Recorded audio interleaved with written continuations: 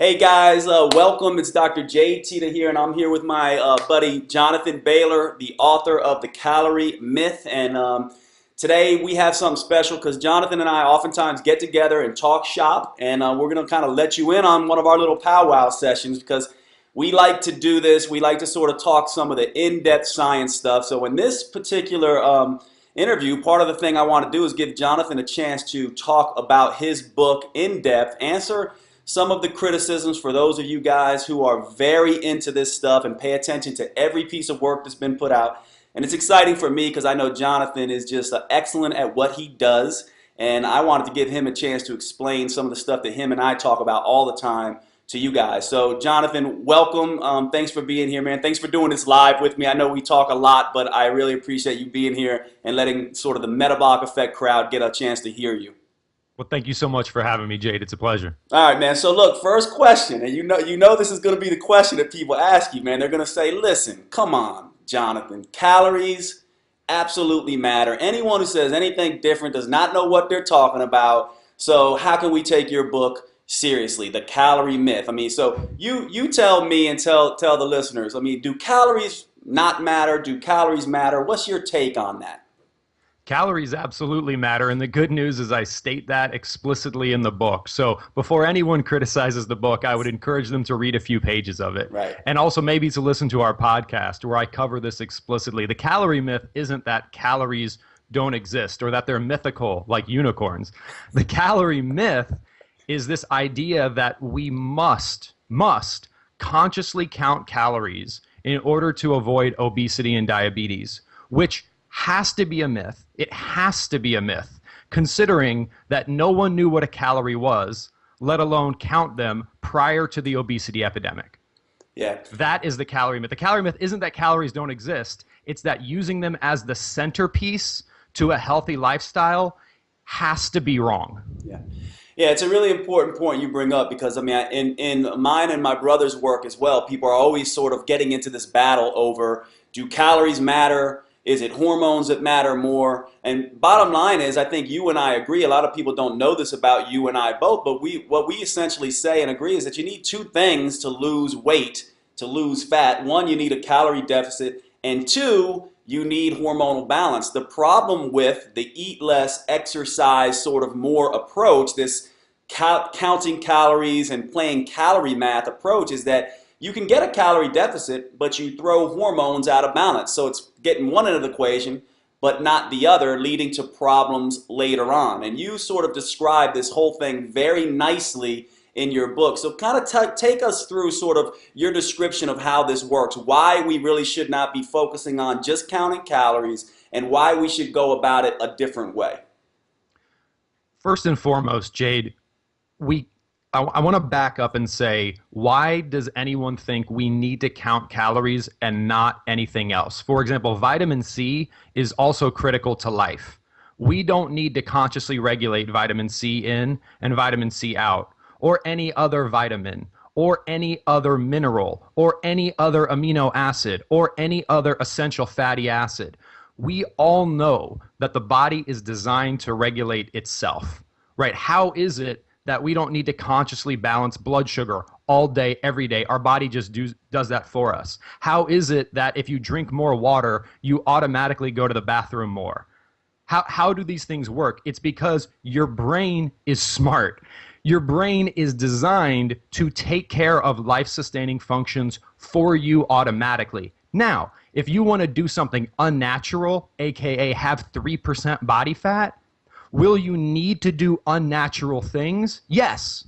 However, that's not what my book is about. My book is not about how to achieve 3% body fat. My book is about helping reverse the 100,000% increase we've seen in diabetes and prediabetes in the past 100 years.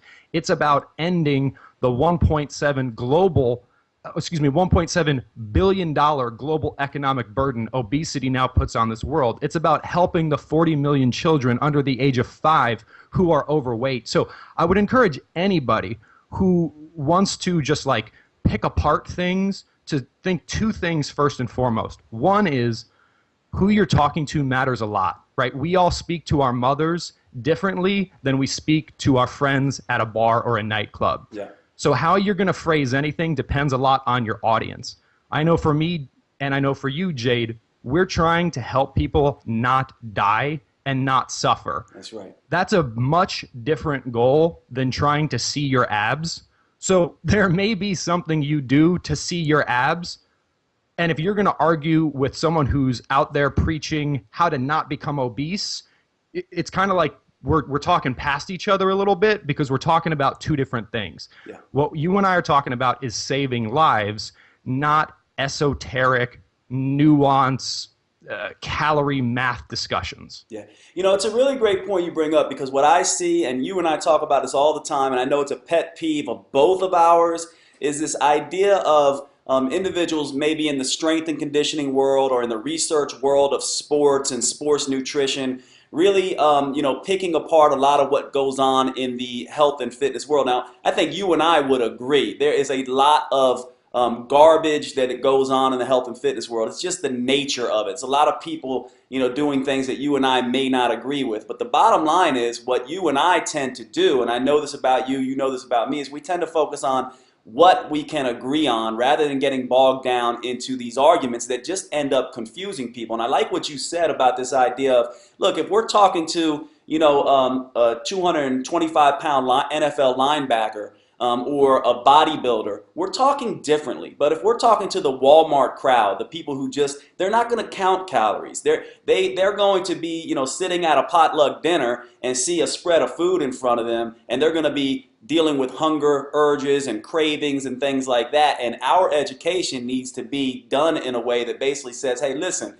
we're not going to tell you to stop craving and stop being hungry, which is not realistic. What we're going to tell you is eat certain amounts of foods that are going to make hunger and cravings less likely in the long run so you can achieve that calorie deficit. But you and I are going to talk about it in a way that is not so, like you said, esoteric in a sense. And what I would say is that yes, we agree calories absolutely matter. Yes, we agree, I hope we all agree, everyone who does this work, that hormones and all of that matter.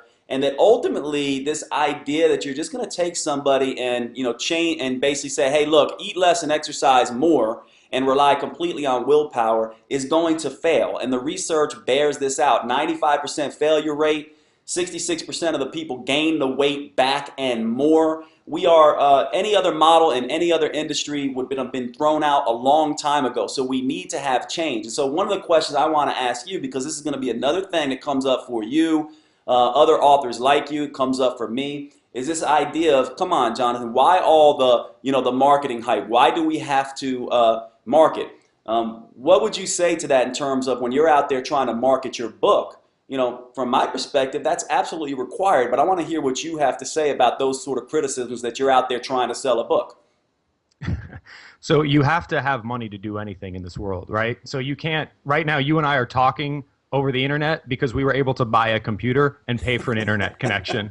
So this idea that you can make a difference in the world with $0 is an interesting one. That said, both you and I know that if your goal is to make money, selling books is not a very good way of doing that. So that's a great, not a lot of people know that, but that's a good point. Not a lot of people know that unless you're J.K. Rowling or Stephen King, or you're not making money from selling books. The reason you and I are trying to sell books is because a book is a brilliant way to condense a lifetime's worth of information into one single unit that can help people transform their lives. Now, if you and I want to make mainstream change, we have to get out to people. Yeah. How can anyone get their message out to anyone without marketing? I mean, it would be wonderful for us to be like the ancient Greek philosophers and sit in a room and write and philosophize all day. But again, is our goal to be right, or is our goal to help people? Yeah. So for all of those that are more concerned on being right, that's fine. To them, that's fine. I'm a bit more concerned with saving lives and, fortunately, being right, being in line with the scientific community, and then translating that into something that will pragmatically help people. And Jade, you do a great example. You do this very well in your practice. Taking the truth and making it practical and enjoyable is very hard, but it's essential. It's absolutely essential, because you can be right all day, But if it's not practical, it's not going to happen. Yeah, and in that process, oftentimes you'll see some people say, you have to sort of dumb things down a little bit when you do this. But I'll say two things in regards to that. One thing is that, and I know you feel the exact same way, but for me and you, I'm extremely passionate about what I do and helping people, whether it's weight loss, whether it's through diabetes, whether it's what I do in the clinic. And bottom line is, if you believe strongly in what you do, you're going to market the hell out of what you do. And you fall in that bucket as well as I do. That to me, I see marketing as absolutely essential. Some people have this negative idea that they see it as sales. We're just trying to sell something. And I would say, yeah, what we're trying to do is we're trying to sell you on something that is going to help you get better. So we see it as serving. I see it as serving, not necessarily selling. And to me, people ask me about this all the time. I wish that I was even a better marketer. You know what I mean? I think that you have to have that skill. Anyone who sort of gets out in front of people has to have the skill of marketing and telling that particular story. And to your point, Jonathan, you have to also make this stuff tangible. We have to make this stuff tangible. And that oftentimes means, number one, the marketing side is give people what they want. Right? And then once they're in and once we have their attention, then teach them what they need to know. And sometimes those things can seem a little bit disconcerting to people. Like, for instance, yours and my book both sort of have the title of, eat more, right? Exercise less. And so someone hearing that, right, they hear eat more, exercise less. You and I know that's a marketing attention grabber because we're essentially saying, hey, look, this is absolutely possible. Eat the right foods. You can eat more of them and you end up eating less. Exercise the right way. You can still burn a ton of calories and get the results you want without doing hours and hours of cardio. But to an untrained eye, that looks like you're just, throwing out marketing stuff. But that's what gets people in. That's the intrigue. And then you tell the story inside. And so briefly tell us a little bit about how the calorie myth deals with this idea then of essentially saying, all right, so now we've got your attention. Now we're essentially saying you need to, balance calories, you need to balance hormones. And we can do it in a way that is much smarter. So give us sort of your approach to basically saying, look, here is a smarter way to do it that accomplishes what everyone is saying we need to accomplish. Sure, I will absolutely do that, Jade. But since I never really get to talk about this marketing thing, I'd like to just spend a little bit more time on that. Yeah, really absolutely. Quick. So the other thing to keep in mind is, Jade, the real enemy in this are edible product marketers, right? The cause of the obesity epidemic, and we can talk about whether it's hormonal, caloric excess, or whatever, is the compositional change of what we're eating. Yeah. That is borne out in every culture around the world. When any culture goes from eating things found directly in nature to eating processed, heavily marketed, edible products and beverages, they become fat and sick. Yep. And if anyone in the world wants to sit behind their keyboard believing that they're smarter and better than everyone else, while people are dying and while Coca-Cola and Unilever and Kraft are dumping billions of dollars into marketing, and that somehow we can just stand by idly and not do anything about that, again, is the goal to be right and better than people, or is the goal to help people? The enemy here are edible product marketers. And if anyone thinks that you can help someone in middle America who's struggling with their weight, who gets all of their nutrition information from the mainstream media, magazines, and the back of cereal boxes by typing out long, verbose treatises on the internet and never marketing, again, is your goal to be right or is your goal to help people? Okay, yeah. So that's really, really important. Yeah, and briefly, I'll say to that too. I mean, to really just drive this home is that I think that is important. Anyone in this industry, I mean, honestly, I think yours and my message would be to any of the experts out there. We're all for the debate, but let's also start looking at, rather than just going to this place where we want to pick apart everyone's work. I think it'd be much more valuable if we start focusing on what are the commonalities that we all have, because the truth of the matter is there are way more commonalities between what all the experts are saying than differences. And Jade, I'll take it one step further, and I'm getting a little amped up here, so I appreciate the Hey, I opportunity. like it. I like when you get amped. I'm not for the debate. I think it's ridiculous. If the world was invaded by aliens tomorrow, the US and China and Russia and Brazil and Canada and France and Germany wouldn't be like, hey guys, let's argue about our political nuance differences. We'd say millions of people are dying because of these foreign alien invaders. Let's work together to prevent mass death. Mass death is currently happening because of edible product marketing. Mass death. It is now the economic burden of just type 2 diabetes in just this country is $50 billion greater than the economic burden of tobacco. So keep that in mind, anyone. When you want to argue about nuance, you are spending your time arguing while people are dying. Until we can get back to where we were, let's say in the 1960s, or even 100 years ago. 100 years ago, the earliest recorded rates of obesity were sub 3%. Yeah. Once we can get from 70% overweight to 3% overweight, then we can talk about nuance, about how we can see our abs.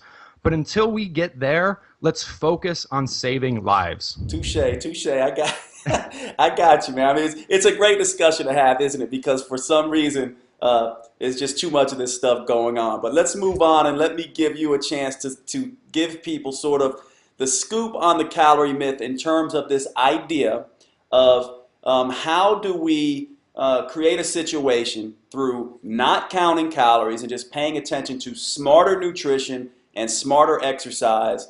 How does that work? I mean, just give us the brief in terms of how does it work for us to do that? You absolutely need to have a calorie deficit, just like you absolutely need to score more points than your opponent to win a sports competition. But the question is, what's the most sustainable and practical approach to having that happen long term? So for example, you could tell someone your conscious goal should be to create a caloric deficit. That can't be required, and that can't be the most effective approach because, Jade, none of us were put here to consciously spend our time counting calories. However, you could tell people to eat in a way where a caloric deficit ensues effortlessly. Yeah. And hunger doesn't accompany it. That is critical. It has now been established in the scientific community that willpower is a fixed resource.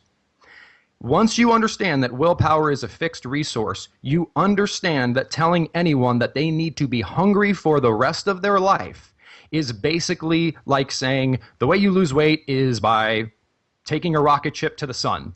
It's not possible. No, it's like telling someone, hey, just go to the bathroom less for the rest of your life, or just sleep less for the rest of your life.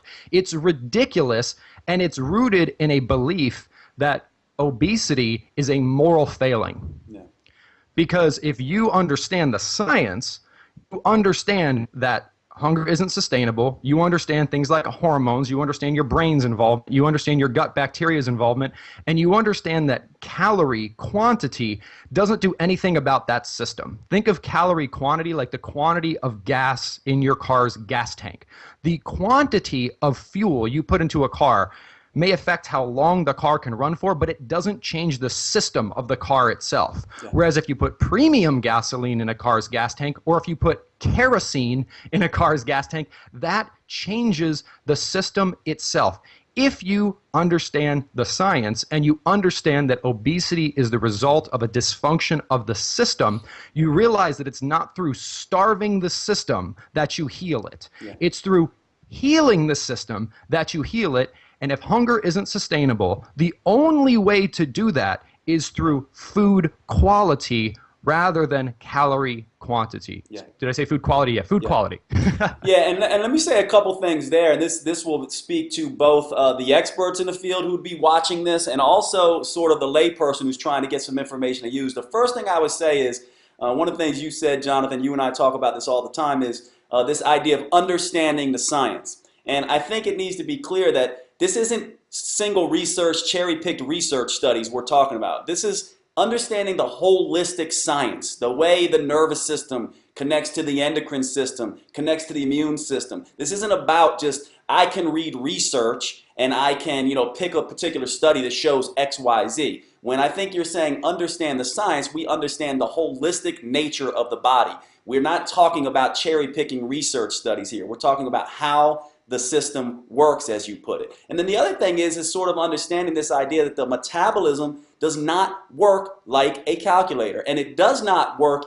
Some of the hormone people who say it works like a chemistry lab, it doesn't work like that either. It works more like a thermostat. It is an adaptive, reactive system that is going to respond to what you do to it. And so what Jonathan is essentially saying is you try to just count calories and eat less, what's your body going to do? Your body's going to get more hungry. Your body's going to start having cravings. Your energy is going to start fluctuating. If you can't learn the signals that your body's saying, sending you, you're doomed to fail. So this idea, I think what Jonathan's telling everybody is that he's basically saying, okay, count calories all you want. Try to just lower calories. Guess what? It is impossible to do because your body will constantly be fighting against you. That's not the way it works. Why not work with the way the metabolism works? So one hint I can give from my clinical practice is I tell my clients, pay attention to hunger, energy, and cravings, what I call HEC, H-E-C, or HEC. Keep your HEC in check by eating the right foods, sleeping appropriately,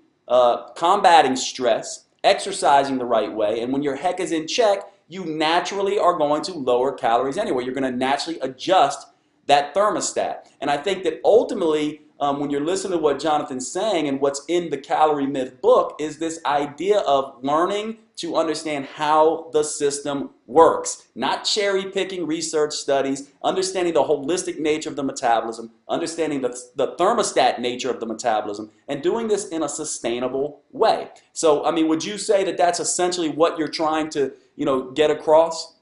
And would you add anything to it? Yeah, you hit the nail on the head there. And just to take it even one step further, and this is a real nuance, but I think it will help people, and that's, you talked about a thermostat, you talked about changing the system, that is spot on. And then you said you will lower caloric intake. And I think just it might be a semantic issue, but the thing that makes this smarter approach that you and I talk about and that the science shows work is it's not actually you, quote unquote, consciously lowering your caloric intake. Great point. It's your brain automatically resetting and doing what it did for every single person in every culture that ever lived and for every other species on the planet prior to the current obesity epidemic, and that was they eat till they're full, they stop, and they don't become obese. Yeah. Right? None of them counted calories. Very few of them went to gyms. And we had dramatically lower rates of obesity and diabetes. So by eating the right kinds of foods, you enable your body to do what it must be designed to do, and that is to help you not die. Yeah. Here's something that's great for you and I to talk about, something we've talked about before, and something I think would be interesting for the people listening to this to hear. The right foods, right? This is a tricky thing to get around because you and I have certain things that are going to be, things that we just like. But when we say the right foods, I think you already hinted at this when we're, at a very high level, we're talking about get the processed foods out. I think everyone would absolutely agree with that. But then in my clinical practice, and I know when we write books, this is something for everyone to understand, when people like Jonathan and I write books, we cannot go through all the nuances of every single individual aspect of nutrition. What we're trying to do is provide a blueprint for you to sort of understand. And the people who follow Metabolic Effect, they know that their job is to take that information and adjust it to their unique metabolic expression, psychological sensitivities, personal preferences, and find a solution that works for them in the long run. But I think when we talk about foods, the right foods, I think it'd be interesting for people to hear what you consider the right foods to be and what I consider the right foods to be, and also answer some of the questions around, like, if rice, for instance, is so bad, how come Asians eat so much of it and remain lean? Like, what is the deal with this? So this idea of good and bad foods, and what are some basics we can give them that come from the book, and also just takeaways that they can get from this lecture or this interview. Jade, what you eat is what is right for you to eat is completely goal specific, as you know from your practice, right? If your goal And if your starting point is you're a 300-pound individual who's diabetic and who has weight cycled 10 times in your life, what we would recommend for you is going to be dramatically different than to a 23-year-old CrossFitter who has 6% body fat. Yeah, and let me stop there because that is absolutely critical what Jonathan's saying there. It is goal specific. It is not the same. And for some reason, we're all speaking of it like it's the same. Sorry to interrupt, but keep going. I just want to make that clear. My pleasure, Jade. And actually, here's a helpful analogy for folks is any debate about like this one diet is the right diet is a bit like saying this outfit is the best outfit. Like everyone should wear this outfit all the time in all circumstances. We know that's not true, right? What's better, a fire engine or a Toyota Camry? Well, if your house is on fire, a fire engine's a lot better. But if you just need to get to your grandmother's house, I wouldn't want to drive a fire engine there, right? So again, is the goal to be right and to argue, or is the goal to help people? And if the goal is to help people, it's going to be individualized. That said, that doesn't mean this is totally relative. For example, I wear glasses or contacts. And if I were to give you, Jade, my glasses and say, here, Jade, your vision's blurry, put on my glasses, they'll help you. They may actually make your vision worse. That said, that doesn't mean there is no science to the eye. And that doesn't mean there aren't characteristics that all glasses share that help them help anyone see better once they're customized to that person. Yeah. So I think, Jade, what you and I try to do is we try to look across the vast body of scientific research and say, what are those core principles? What are the things that make foods generally higher quality versus lower quality? And I identify those 4 factors using the acronym SANE. Yeah.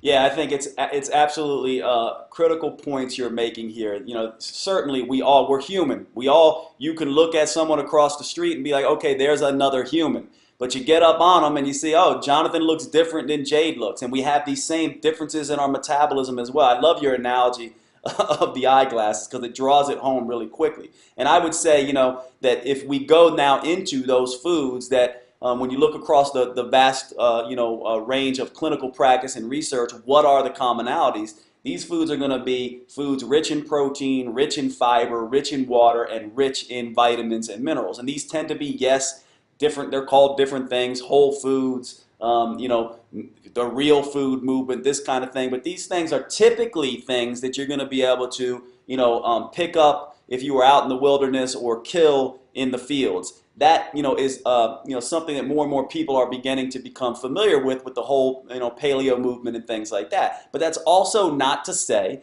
that there are not carbohydrates and starches and fats that are also available to you. And I think that those are the things, in my way of thinking, those are the things that people sort of need to be aware of. If we can eat the vast majority of our food in terms of what I call fat loss foods that are rich in protein, fiber, and water, and I know you and I share this. You share this with me, which is common across most nutritionists would say this. What are they? Vegetables, animal protein sources and protein sources, and fruits, right? And then we start getting into more of the starches and the fats, which are going to get into more of your analogy of we're talking to someone who's an NFL linebacker.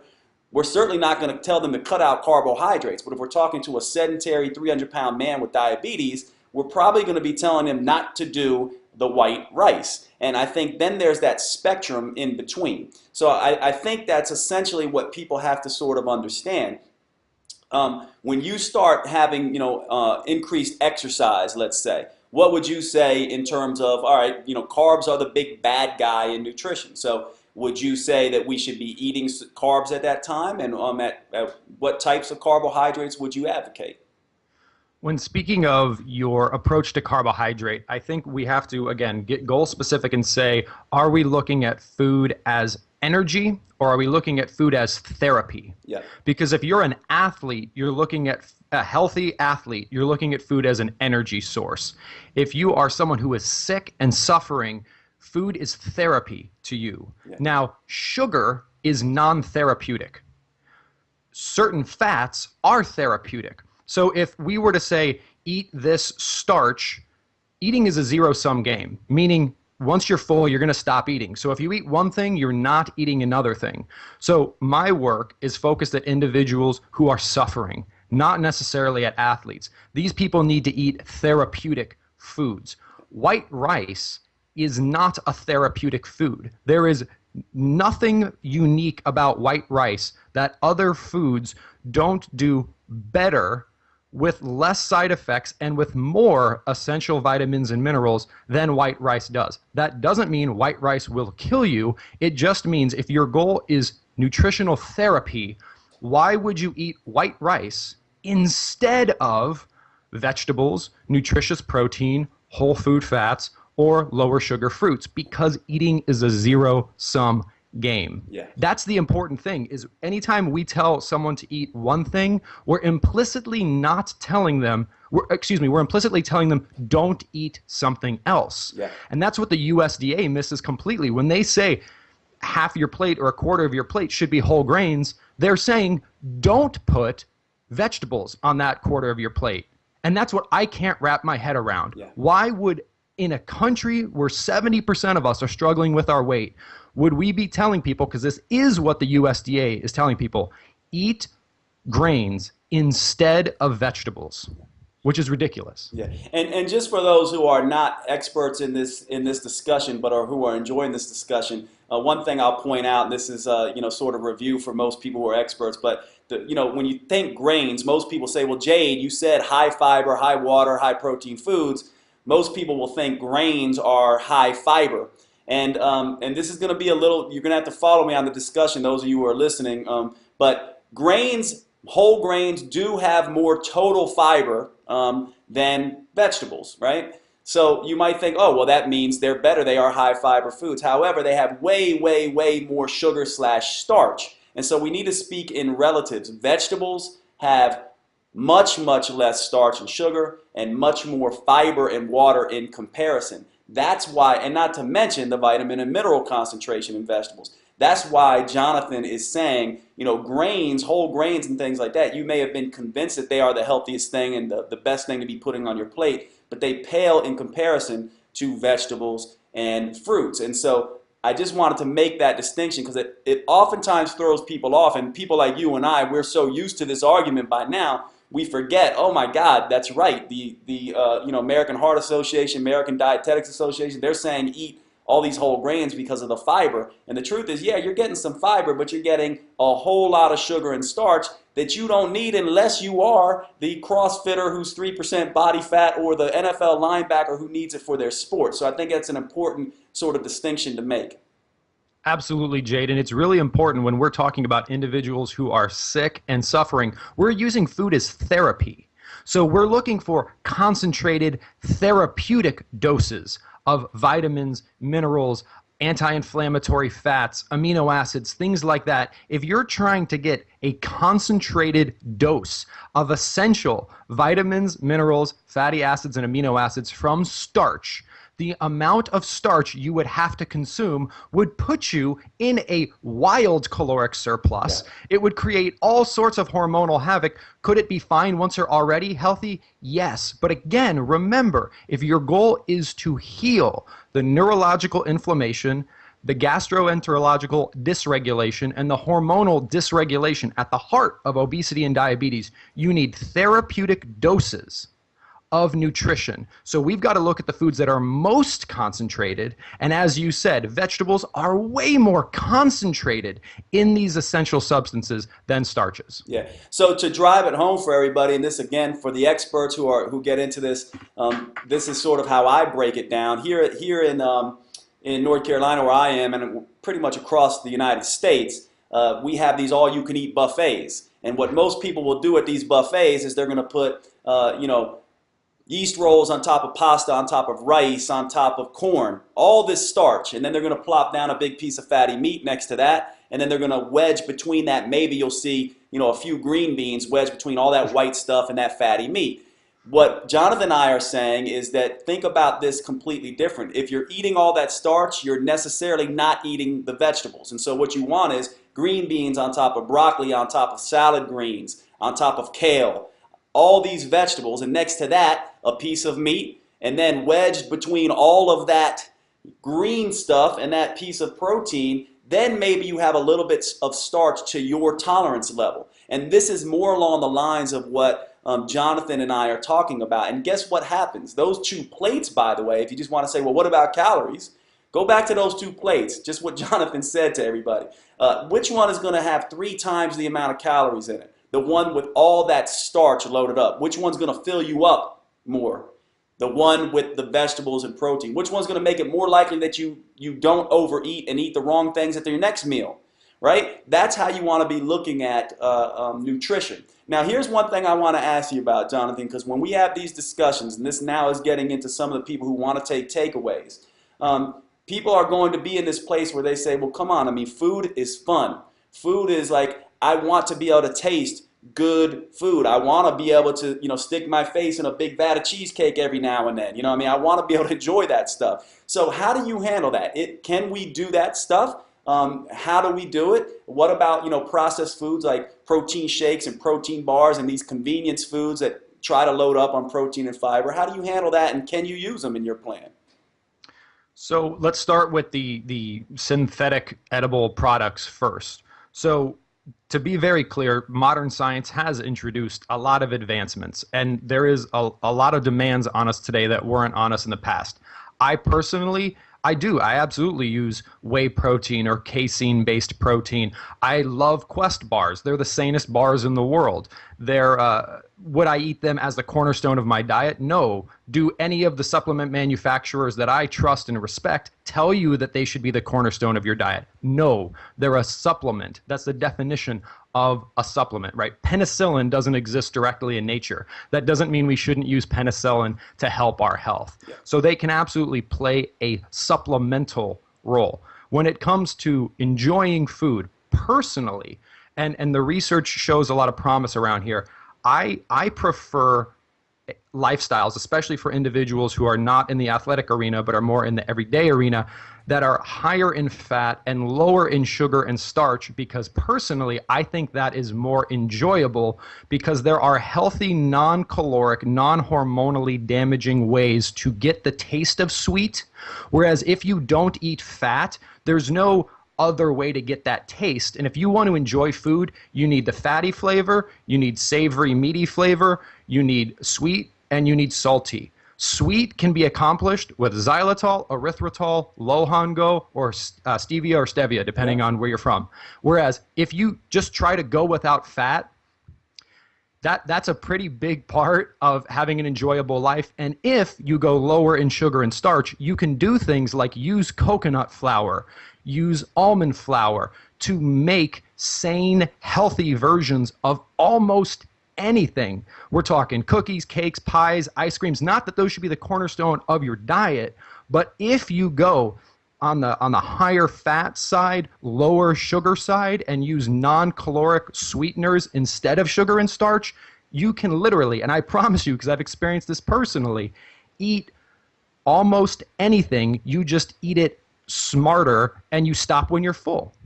Yeah, I would agree with that. I mean, I think you and I would agree. We all know people, and the people listening to this know people who can do the sugars and the cakes and the cookies in their old-fashioned forms, the ones that your grandmother used to make, and stay lean. But not many people can. However, there are more people who, once you get lean and once you get where you want, can enjoy high-fatty foods, some of these things that you're talking about, and not sort of get this rebound. One thing I would also say to people, and I'd be interested just as an aside on your take on the research on this, what we're finding in rat studies and more human studies we're looking at is this combination of fat and sugar and salt. These combinations of foods impact your ability to stay on a diet and make you crave other foods. And so I like the way, and Jonathan, sort of, I do the same thing, and you and I haven't talked about this before, but I like to separate those two things out and tell people don't combine them as much as possible, because there's this whole movement, right, in our industry where people have their cheat meals or their reward meals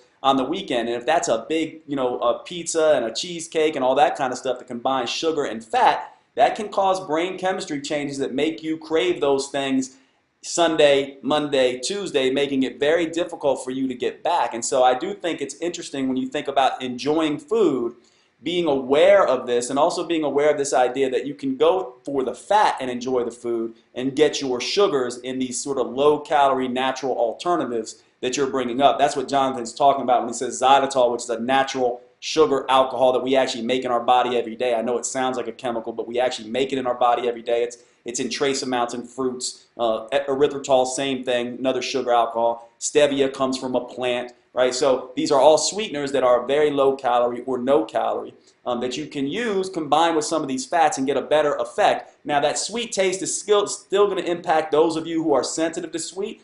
Even though they're natural sweeteners, you still may get cravings. But I think when you start looking at this idea of protein-rich, fiber-rich, water-rich foods, and then eating starches and fats to our tolerance, and then enjoying fat foods in a way that is smarter, where we're essentially saying, hey, let's use fat to fill us up. Let's not necessarily overdo the sweets because there are other alternatives there. So I like the way that you say that. So I'm taking up a lot of your time, but if you had to say, and we covered a lot of stuff today, but if you had to say, Jonathan, like, the things that you would like to sort of leave us with and, sort of the summation of the Calorie Myth book, what would you say are the most important takeaways for individuals out of this discussion?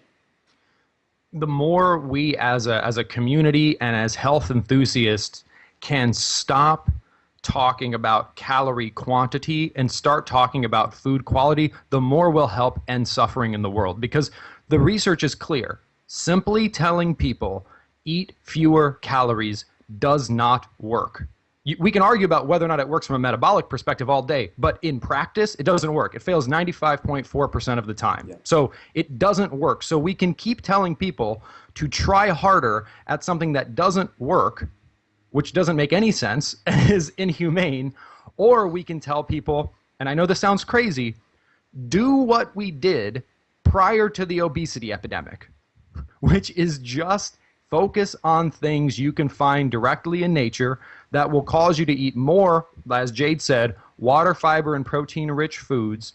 And in doing so, your body will re-regulate, automatically take in an appropriate number of calories, and supplement that by burning calories that are already stored on your body in the form of body fat. You can either focus on calorie quantity or you can focus on food quality, and I would urge us as a community to push the mainstream in the direction of food quality. I love it, man. I appreciate it. Thanks for being here. Thanks for doing this live for everybody. We need to keep doing these things, man, because this is just highly educational. I always learn a ton from you, my man, and I'll talk to you soon, all right? Thank you so much, Jade. All right, man.